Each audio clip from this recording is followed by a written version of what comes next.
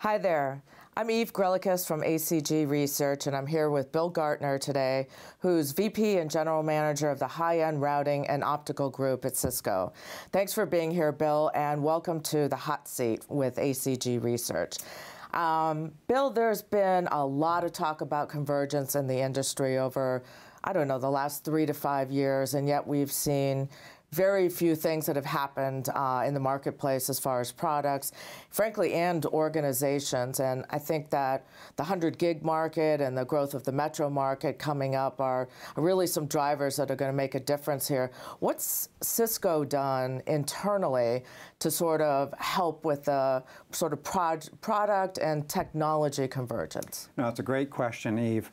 You know, I think as we think about convergence, it takes place at a number of different levels. One is just layer convergence in the network, trying to collapse layers and drive cost out of the network for our customers and simplify their operations. And that will take the form over time of product convergence as well, where we start to see not only layers collapse, but product functions collapsed into a single product. One of the things that we've observed is that organizations matter as you start thinking about these problems. And the fact is that organizations form around architectures. That's a fact of life. Whether you look at a network and look at some of our customers who have a layer 1 team and a layer 2 team and a layer 3 team and a services team, or whether you look at products, you can see that the organization has formed around functions. You know, I took a course in organization design when I was in grad school, and the professor said that he could lift up the hood of a car and peek inside, and he could draw the org chart for the company that built that car. And I think it's very true when you think about products and networks that it's very natural that organizations form around architectures because that's a very efficient way of getting work done. And so that's not really a surprise, but I think the challenge then is stepping back occasionally and saying, are we designing that product or that network around an organization that's in existence, or are we designing it because that's the right way to design it? So at Cisco, we have had traditionally a routing team, packet teams, and optical teams, and separate businesses. And we've recently brought all of that together. So the core routing business, the edge routing business, and the optical business are now in one organization. And that really does allow us to have sort of purity of thought as we think about what's the right answer and where are the right trade-offs to be made between technical functions that might have been in the router traditionally or that might have been in the optical layer traditionally, and what's the appropriate glue between those functions. That's a really good point. I mean, I remember back in 1996 when the sort of backbone was collapsed and switching was on all the layers of the buildings, and the router got pushed to the edge, and at the same time sort of the middle management in a lot of organizations was cut out. What's sort of the organizational structure change that you're seeing today that's driving some of the IP and optical convergence? So I think, first of all, Cisco has organized its own team around certainly a converged vision. It will take time before we see a fully converged network deployed. But our customers are also struggling with this because I think our customers look at where the costs are in the network today, and there are forever incremental improvements taking place. Routing is generating significant reduction in costs over time. Optical has generated significant cost reductions over time. But those incremental improvements are not going to really change the game in terms of what the cost structure looks like, both from a CapEx perspective as well as an OpEx perspective. I think our customers are struggling with that as well. And they recognize that in some cases their organizational boundaries may become limiting factor. And so many of our customers are wrestling with this. Some have already brought together their packet teams and their optical teams under one organization. And it does drive different thinking. People are liberated in some sense. It's not necessarily a threat between one team or the other team, but people can start to think about creative ways to solve the problem when they're all together with one common goal. You know, I've been asked from time to time, are there any sort of best practices that you might see in other fields that can be used here to help, say, your customers, you know, get those organizations together? Do you think that there are some, and what would they be? You know, I think we actually started this organization evolution about 18 months ago, and one of the things that that we were worried about early on was the sort of this idea that it was a threat for one team or the other team. One of the pleasant surprises that we've had is that having now taken this journey for some time, I think everybody actually gets some level of benefit. And so from a very simple perspective, a career perspective for an individual who might have spent their entire career in packet or their entire career in optical, they're now cross-learning about new technologies and different ways of solving a problem. There are fundamentally different philosophical approaches to how you maintain a packet layer versus how you maintain an optical layer. And there are good attributes and bad attributes in both sides, and so you can take the good from each and end up with a much better answer. And so I think one of the learnings for us is there's a very positive outcome that can come for the people in the organization while you're driving to a better answer, whether it's a product or a network. Mm-hmm. That's a really good point. And you've actually made an announcement recently on Nlight that talks a lot about converging the IP and the routers together. Can you explain a little bit more about what Nlight is and how does it work? Yeah, at a high level, first of all, one of the things I think that is you mentioned in your introduction that it's been sort of a slow moving dynamic to see this convergence take place. Part of that is an organizational design issue, part of that is a technology issue, and part of it is that there are a lot of pieces that have to come together and play together to really get the benefits of a fully converged solution. And if you think about the life of a packet, where does a packet start? A packet starts in an NPU in a router. Very, very complex ASICs that process huge amount of capacity, and these ASICs are following Moore's law and delivering fantastic year-over-year improvements. That NPU then sends a stream into ultimately a coherent DSP that generates, for instance, a 100 gig DWDM signal, or as we move forward, multi-100 gig DWDM signals. That DWDM stream will be inserted into a pluggable on the board, and the pluggable ultimately delivers an optical signal to a ROADM, and the ROADM is where all of the wavelengths are combined then onto the fiber. That's really the full set of things that have to be considered when you think about how do we converge IP and optical.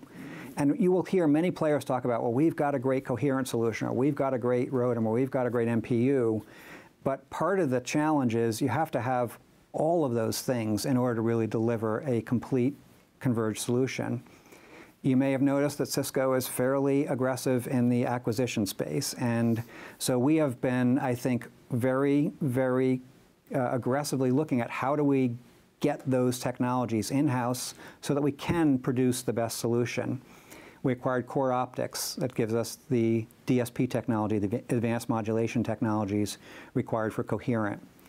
We've clearly invested millions and millions and continue to do so in NPU technology, ASICs that run in the router. We acquired recently Lightwire technology. Lightwire gives us silicon photonics technology that allows us to build, at least initially, very, very dense, very low power pluggables. That's the, I think, initial incarnation of that technology, but as again you think about optical and IP coming together, there are many areas where we will see that technology deployed.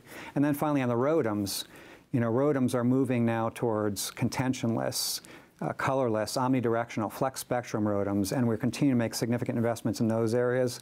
And then finally, a control plane that brings it all together and really helps provide the glue among all of those functions between the NPU, the coherent DSP, the pluggable, and the ROADM.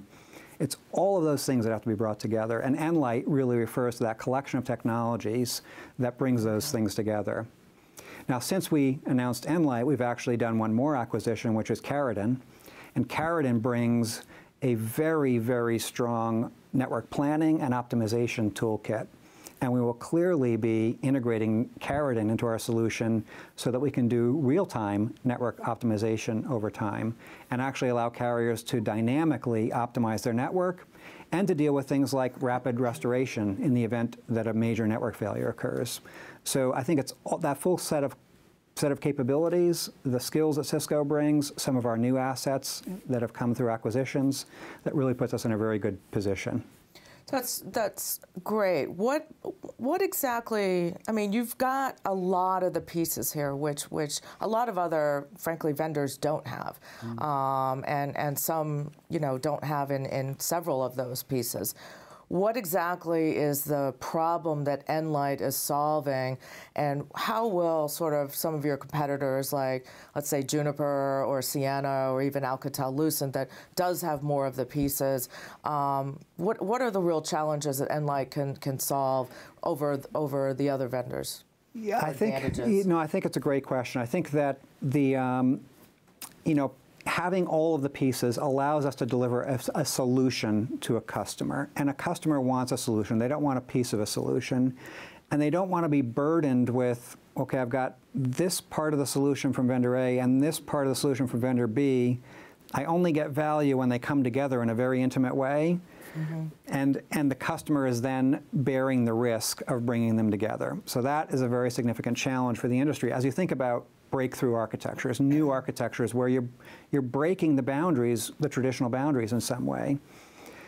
I can say from our own experience in Cisco, and it would certainly be compounded as you think about a firm boundary, never mind an organization boundary, but you end up in debates about who's going to get value in this? Who's going to get a fair amount of the value? And you take a simple example like IP over WDM, a technology that Cisco has deployed, where you take the transponders, which have historically lived in the optical layer, put them into the router.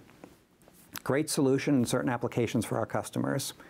Great solution for the routing guys is if all you do is routing, because you've shifted a significant portion of the optical value into the router.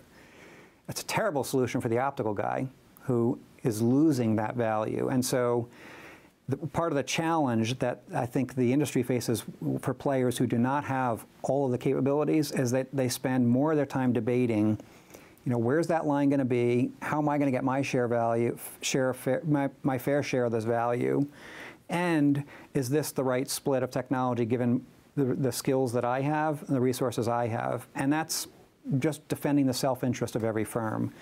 So I think ultimately, Cisco will be in a very significantly leadership position by bringing all these technologies together and being able to go to customers and say, look, we're bringing the full solution to you, and you can count on Cisco. When something breaks, it's a Cisco problem.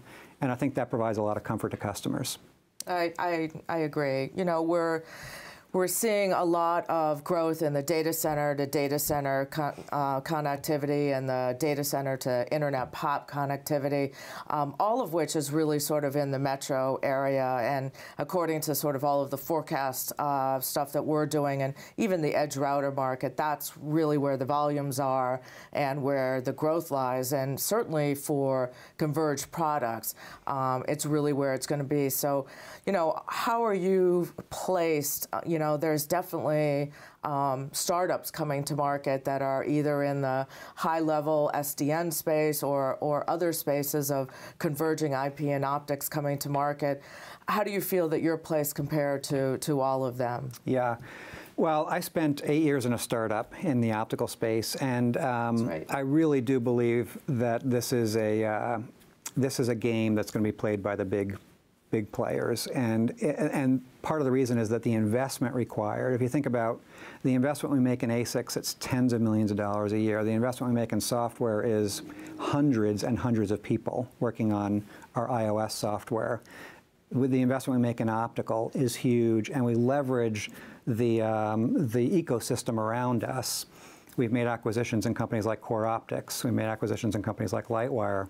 It's very hard for a firm that doesn't have the assets that a company like Cisco has to really compete in the converged solution. You will see point products, and you'll see people out there defending their space in that point product and saying, my point product is the right answer. But I think as things start to converge, as you start to see IP converging with optical, the pure play point products are going to, I think, really struggle. Thank you so much, Bill. I totally agree. We're in a pivotal year or two right now, and it's going to be very exciting. Thank you so much for being on the hot seat. Thanks for having me here. I appreciate it. Thanks.